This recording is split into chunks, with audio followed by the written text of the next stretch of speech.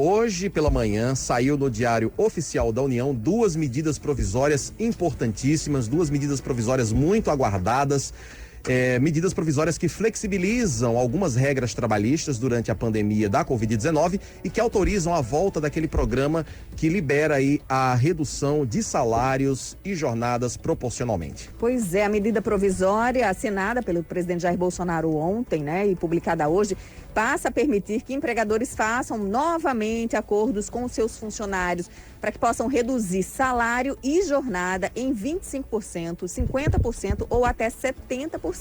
E aí, nesse caso, o governo paga um valor ao funcionário, calculado com base aí no seguro-desemprego, que ele teria direito, é o chamado benefício emergencial para a manutenção do emprego e renda. Esse programa foi essencial em 2020, Tiago Rebolo, para garantir aí a manutenção de mais de 10 milhões de empregos no país. O governo desembolsou no ano passado para a manutenção desse emprego mais de 33 bilhões de reais. Para esse ano a expectativa é que o programa custe um pouco menos.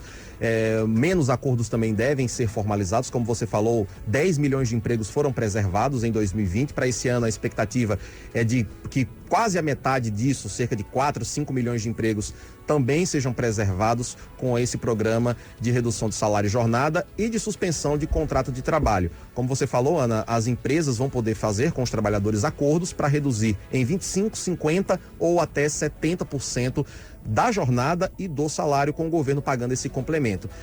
Caso o estabelecimento comercial, por exemplo, esteja completamente fechado em função das medidas restritivas por causa da pandemia, os empregadores também vão ter a possibilidade de suspender temporariamente o contrato de trabalho. Essa suspensão vai poder durar até 4 meses. Nesse caso, o governo paga aí o seguro-desemprego, que o empregado teria direito de seguro-desemprego integralmente durante todo o período. Agora, a medida publicada hoje, muita gente com dúvidas, Como é que vai funcionar? Como é que vai ser a adesão?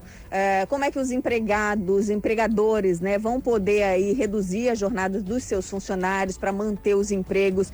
A gente quer tirar todas as dúvidas hoje no programa com o advogado Fernando Cassar, ele que já é especialista nessa área do direito do trabalho. Ele já está aqui conosco na bancada. Boa tarde, doutor Fernando, seja bem-vindo. Muito obrigado, boa tarde a todos vocês, aos ouvintes da 98. É um prazer estar aqui para poder prestar alguns esclarecimentos sobre essa nova medida provisória. Na verdade, duas medidas provisórias. Uma é mais específica para a área trabalhista e a outra, ela também abrange e ela é mais genérica.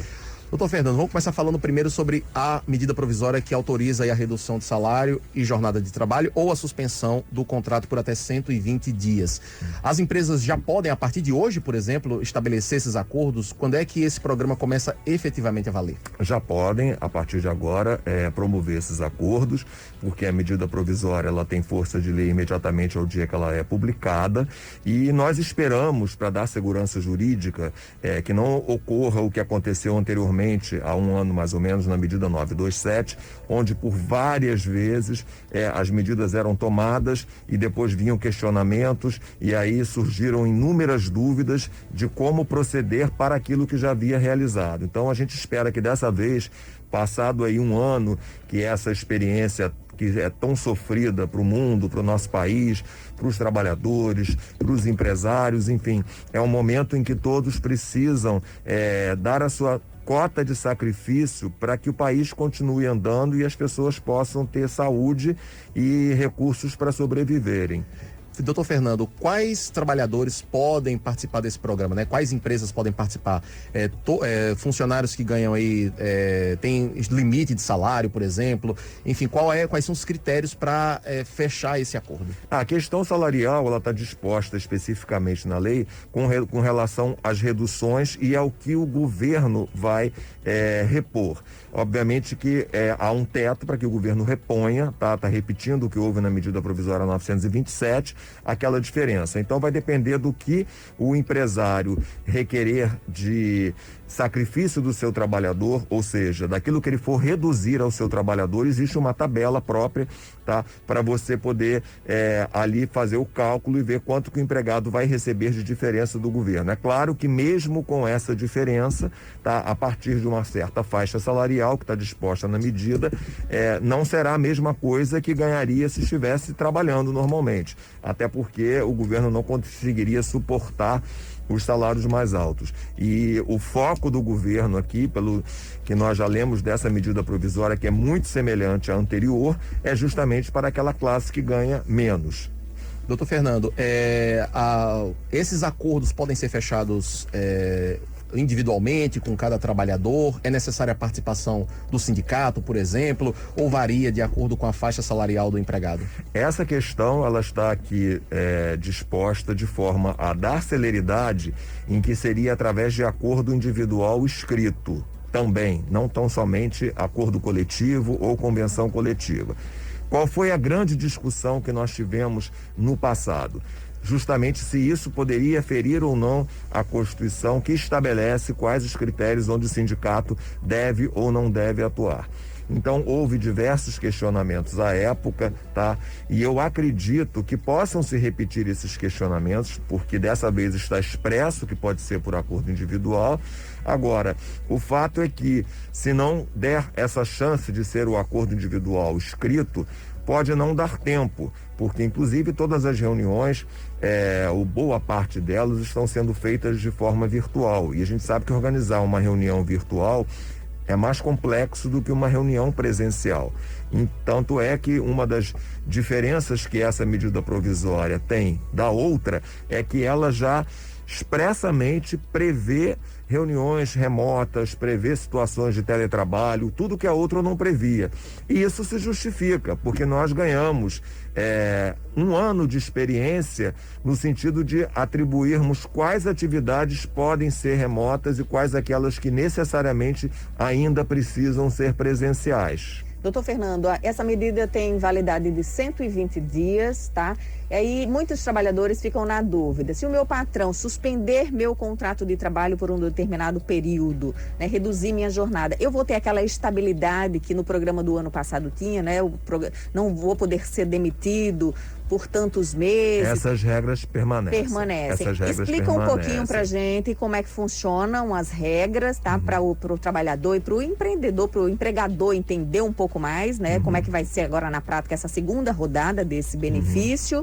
E se realmente isso garante a manutenção dos empregos, né? O senhor como especialista, como é que o senhor avalia essa iniciativa do governo? A ideia é garantir, realmente preservar o emprego. Tanto assim que toda empresa que pretende se utilizar de uma das modalidades, seja ela redução, seja ela suspensão, ela vai ter depois compromissos à frente.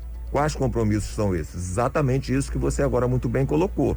Então vai gerar uma estabilidade que é proporcional à suspensão do contrato de trabalho.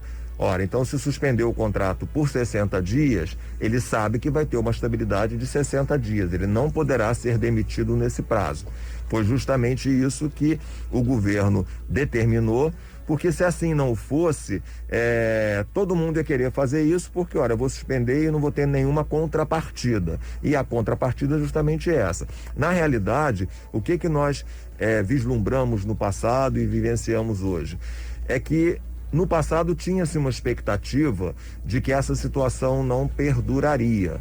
Só que agora nós já perdemos essa referência. Por mais que hoje estejamos com esse programa de vacinação e tudo mais, mas não há nada garantido que isso não pode ser estendido.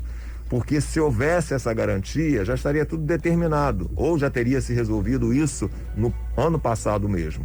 Então, eu inclusive, recentemente, quando eu também fui convidado a dar uma entrevista sobre a matéria, eu falei que do jeito que a coisa ia, isso tem uns 3-4 meses aproximadamente, eu falei, do jeito que a coisa vai caminhando, o governo vai ter que editar uma medida nos moldes daquela para as empresas poderem minimamente funcionar.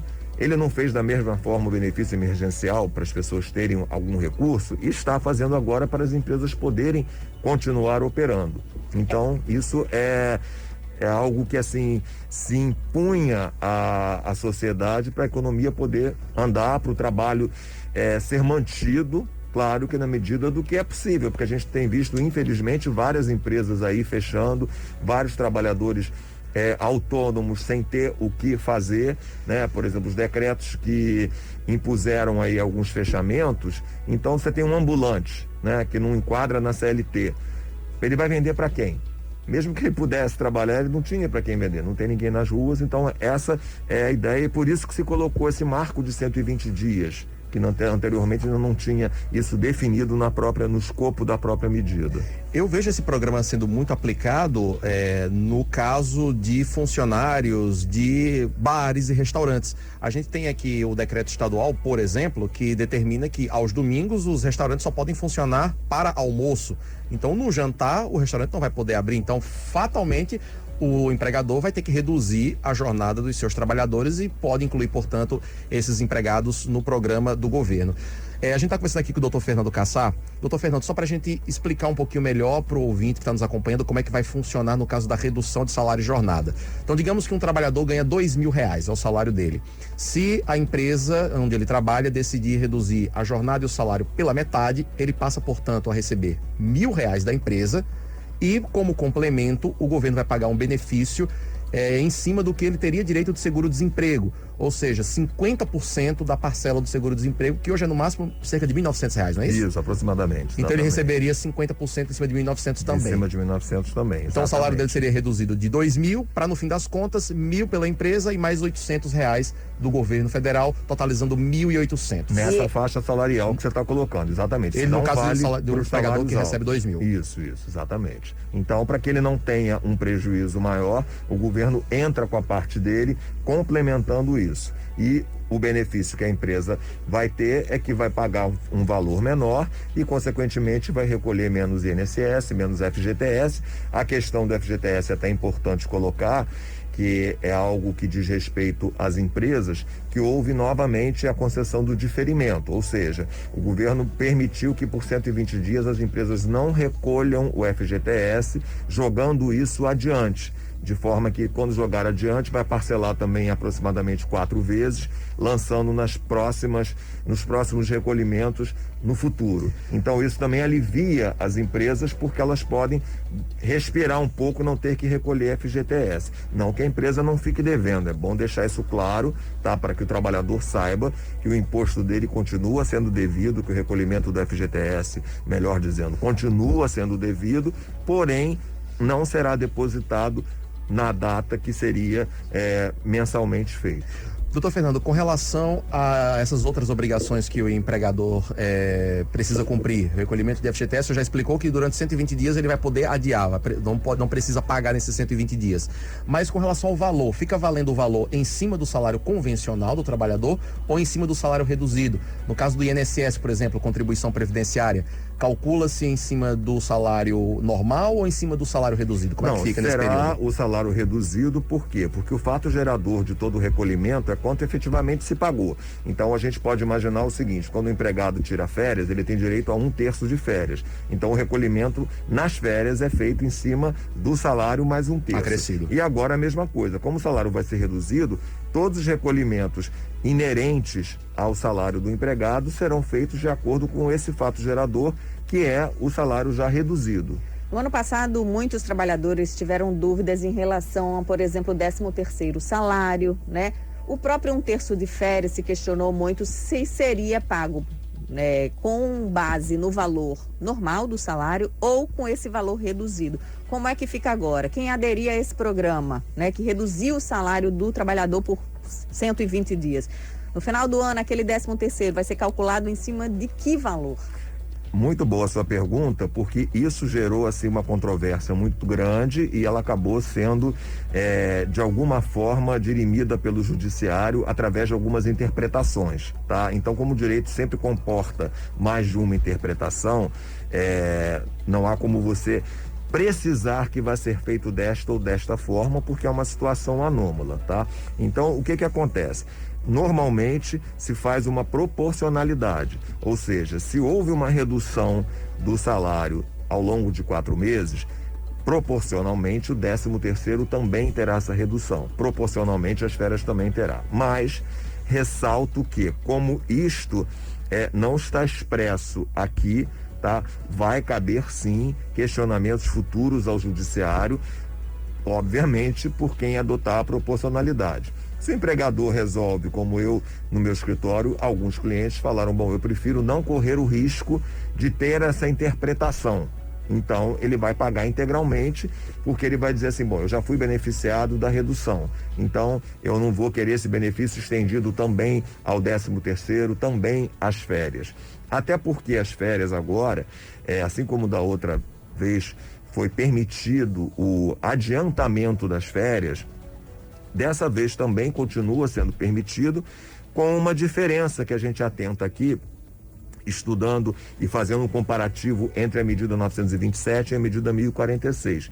Qual é a diferença? Que dessa vez você pode adiantar mais de um período e se o empregado for demitido ou pedir demissão, tudo isso que você adiantou você vai descontar na rescisão. Isso agora está explícito, tá? Anteriormente não estava e muitos clientes ligavam e perguntavam exatamente sobre isso. Olha, eu vou poder descontar as férias que eu adiantei?